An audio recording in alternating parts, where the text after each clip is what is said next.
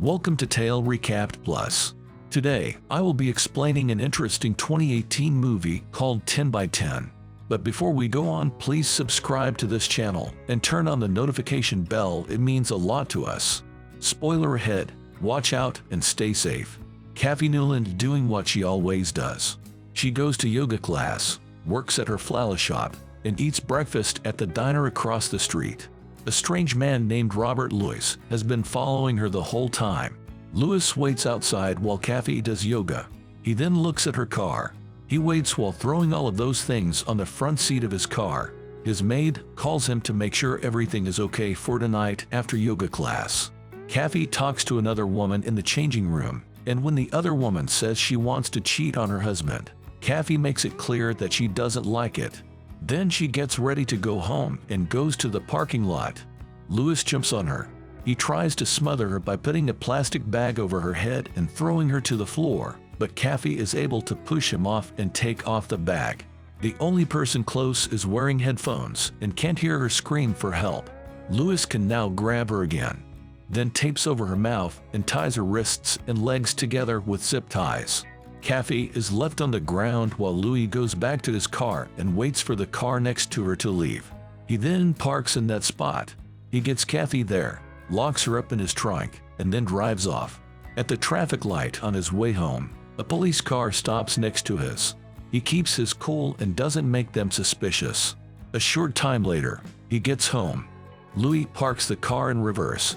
He pulls Cathy out of the trunk and drags her through the house. Cathy fights against her chains as she is taken to a 10 by 10 basement. Louis locks the door and hides behind a fake wall and a table with a vase on it. Louis puts food in the oven and then gets his things out of her bag and goes to his car.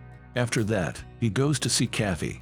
He tells her that the walls don't let sound through, so there's no need to yell.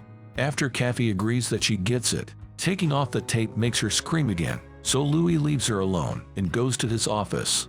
He turns off the sound and checks his computer to make sure that everything in the cellar is being recorded.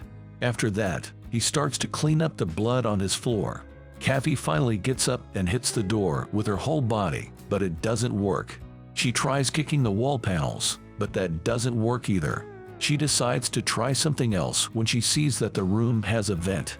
Even though the house is far away, she gets as close to it as she can and screams for help, but no one can hear her. Lewis puts his gun away and goes back to see Cathy. She gives him the $50,000 she has saved and tells him not to touch her. Lewis tells her that's a lot of money for her job, but he doesn't want her money. She needs to tell him her name. He is let down when she answers Cathy Newland, so he leaves. Lewis looks for Cathy's bag in the kitchen, but he doesn't find anything useful. He then goes back to watching old news shows. Cathy tries very hard to bend over and gets her hands tied in front of her while Louis goes back to cooking.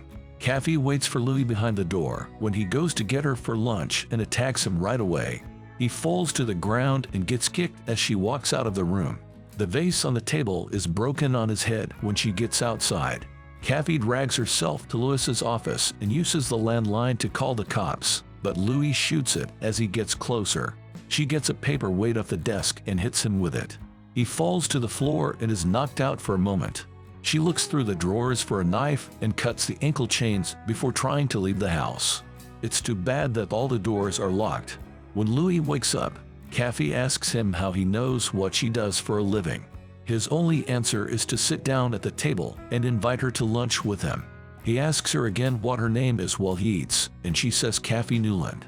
Cathy agrees to sit down, but she doesn't touch the food. It is said that if he wanted her dead, he would have already killed her. He then asks her name again. He gets mad when Cathy gives her the same answer, so he throws his plate at her face. Cathy hits him with it and tries to punch him. By biting him, Cathy gets him to leave her. Then she ties her hands together and puts them around his neck to choke him. To keep him from escaping, she has to knock him out with a punch when she tries to run away.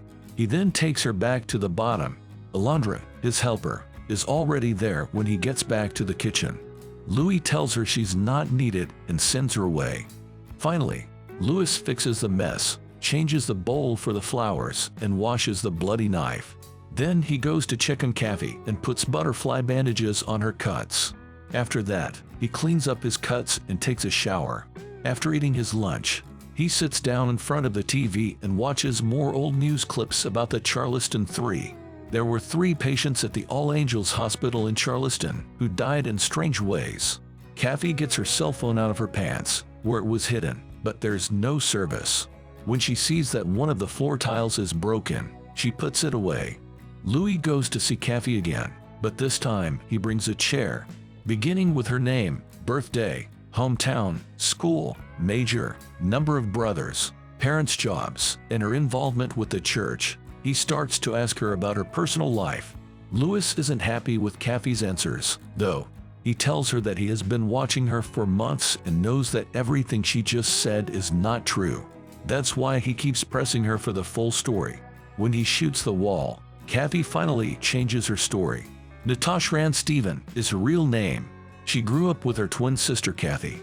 Cathy killed herself after their football team Dr. Father left their mom for a cheerleader. Natasha didn't give up, and like her mother, she went on to study nursing.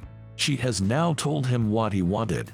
Louis tells her that she must be thinking why he took her, but she already knows. He then leaves the room again. Cathy and Louis both have a bad mood as soon as the door shuts. Louis then goes back to the living room to watch old videos of himself with his family. Natalie tries to fix the broken floor tile again but can't get anywhere. She pulls out her phone again and places it against the vent. This time she finally gets a signal. She calls 911 to ask for help, but the connection is weak, making it hard for her to do so. At the same time, Louis sees a cell phone in the film and tells him that she brought her phone down with her. He runs in just as she hides it, but he takes it out of her pants and breaks it, leaving the pieces on the floor. There will be more questioning. Natalie says she worked at All Angels Hospital, and Louis asks her about the people who died while she was taking care of them, including Alana, his wife. Natalie tells him that all of the nurses were found not guilty in a hearing. She says the only reason she left town was to start over. Louis knows for sure that Natalie did it, so he tells her that she will also die if she doesn't tone up to it. Louis checks to make sure that his computer is still recording all the sounds in the cellar and then goes back to watch old family movies. He feels bad seeing his dead wife on the TV, so he quickly goes back to the cellar and points his gun at Natalie's head. She finally agrees to tell the truth. Her family was very religious, and so was her sister. As the Bible says, Cathy told her dad about sleeping with her best friend when she found out that he was cheating on her with their mom. He then left them, leaving them with shame. They were getting in trouble for the bad things their father did. This is what made Cathy decide to end her own life. Natalie found her dead in the barn, hung from the beams. The 3 people she killed had all done something wrong. Louis doesn't believe it, but Natalie tells him everything he needs to know about the case. This is why Alana was discovered drunk in a hotel bar, all dolled up and without her wedding ring. Even at the hospital, her boyfriend had come to see her, and Louis gets up from the cellar. He starts to believe Natalie when he watches another video in the living room after being upset by hearing his wife's secret. Elena acts strangely when she doesn't answer her cell phone when it rings. The proof makes Louis lose it, and he starts breaking things around the house while he screams in anger. He then gets in his car and leaves the house, leaving Natalie to find a piece of her phone. She then sees that she can use it as a tool to finally get the tile slab at the floor. 2 police officers approach Louis at the lake where he used to go with his wife. They ask him about his injuries and his home because they are looking into a call about a car that looks like his. They check Louis's license in the trunk of his car and then let him go. Louis chooses to go home. He crawls into the basement and squats down in front of Natalie to tell her she didn't have the right to kill his wife before he could talk to her.